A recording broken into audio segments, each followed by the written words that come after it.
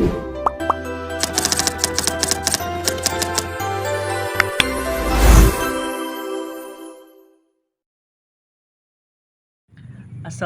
warahmatullahi wabarakatuh.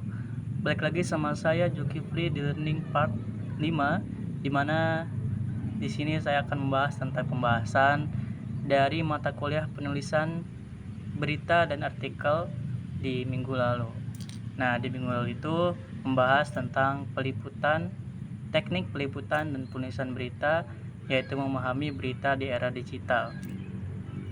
Sebelum itu, yang pertama ada definisi berita. Nah, berita merupakan produk media yang setiap harinya wartawan harus melihat peristiwa, mengamati, menulis, dan menyunting informasi tersebut di dalam ruang redaksi dan akhirnya sampai pada halayak ramai. Nah, selanjutnya kita akan membahas tentang teknik peliputan berita. Ada tahapan-tahapan dalam teknik peliputan berita, yaitu pertama ada rapat redaksi. Sebelum seorang wartawan atau jurnalis mencari informasi harus adanya rapat redaksi dulu. Selanjutnya ada peliputan berita. Nah, ada 3 teknik ya, yaitu observasi langsung, ada wawancara atau interview, dan riset kepustakaan dan kantor berita. Nah, observasi langsung itu kita langsung datang pada tempat kejadian. Terus ada wawancara atau interview, kita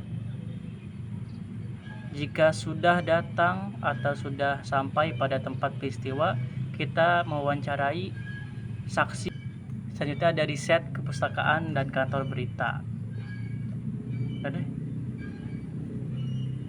Nah, selanjutnya itu ada teknik peliputan selanjutnya ada teknik penulisan berita.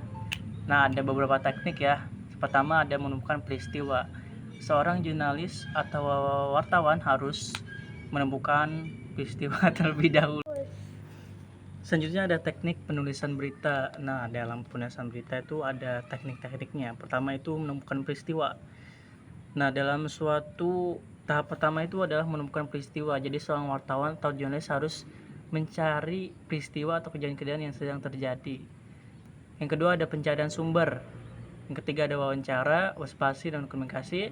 Mencatat hal-hal yang penting dalam proses pencarian informasi, membuat kerangka berita, menulis teras berita, menulis isi berita, penyuntingan berita.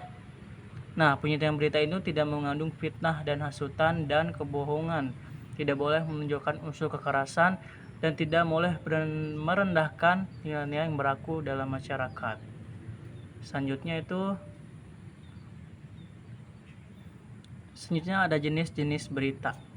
Pertama ada jenis berita terkait dengan kasus hukum, yaitu ada peliputan persidangan, peliputan investigasi hukum, dan peliputan kasus korupsi. Selanjutnya ada peliputan kasus kriminal, mencakup peliputan kejahatan terorganisir, peliputan kekerasan dan kriminalitas jalanan, dan peliputan kejahatan seksual. Pertama kita akan bahas tentang peliputan berita politik. Nah, contohnya seperti peristiwa yang diperkirakan akan terjadi, seperti pemilu. Terus kejadian mendadak, contohnya seperti ditemukannya alat penyadap di kediaman gubernur. Kemudian ada kejadian mendadak nih, contohnya seperti ditemukannya alat penyadap di kediaman gubernur. Terus contoh yang lain adalah peristiwa-peristiwa yang dijadwalkan akan berlangsung, seperti kampanye politik. Dan yang terakhir adalah kejadian yang tidak terduga dan yang terduga. Contohnya adalah demonstrasi mahasiswa menentang kedatangan Wakil Presiden Budiono di Makassar. Selanjutnya itu ada peliputan berita ekonomi. Nah, dalam peliputan berita ekonomi ini ada beberapa contoh atau macam-macam dari teknik peliputan berita ini. Yang pertama itu analisis data dan statistik. Terus ada wawancara dengan ahli ekonomi, pantauan pasar, dan analisis kebijakan ekonomi. Mungkin itu aja yang bisa saya sampaikan atau bisa saya review kembali materi di minggu lalu. Saya ucapkan selamat menjalankan ibadah puasa. Semoga semangat dalam beraktivitas. Saya pamit undur diri. Wassalamualaikum warahmatullahi wabarakatuh. Bye-bye.